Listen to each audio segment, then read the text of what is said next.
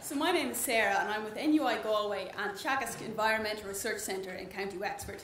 And in the second year of my PhD, I now just started the third year, we made a kind of a surprising discovery about the soil water retention curve. So my research uses soil descriptions and computer simulations to estimate the length of time or the time lag it takes for water and contaminants to move from the soil surface to the groundwater below. And this tells us when we can expect changes in water quality. Now, the soil is not one homogeneous block. It's actually made up of solid particles and pores like this one here going down the middle. And these pores control how quickly the water and contaminants move. But we can't easily measure them in the soil. But soil physicists like myself can estimate their sizes, and we do this by filling a sample with water and forcing it out using pressurized chambers, or in my research, centrifuges cropping up again. We force the water out at different pressures, and different pressures correspond with different pore sizes. This creates the soil water retention curve shown here, and I use this in my simulations. It's a bit like squeezing a sponge, and the harder you squeeze it, the more water you get out.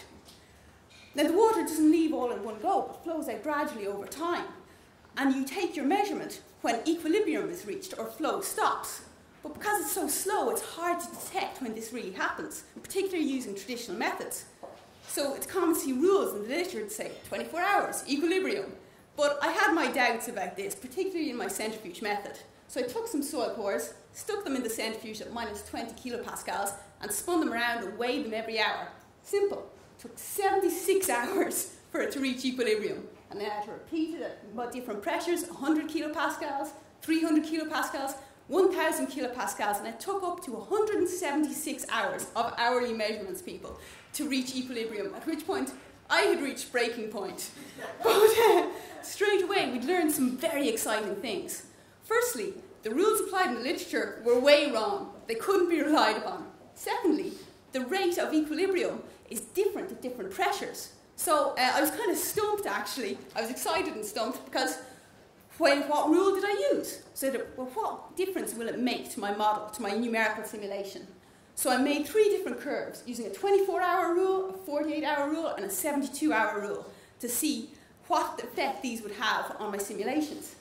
72 and 48 were very similar, but the 24-hour rule underestimated solute movement and overestimated pore size consistently, and it did this because it underestimates water content.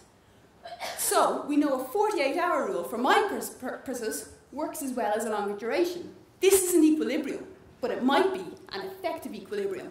And this is important because it's highlighted decades-old oversight in soil physics, but furthermore has indicated that not only do we need to advance our technology as we improve our theories, but sometimes we need to change our theories in light of advances in technology.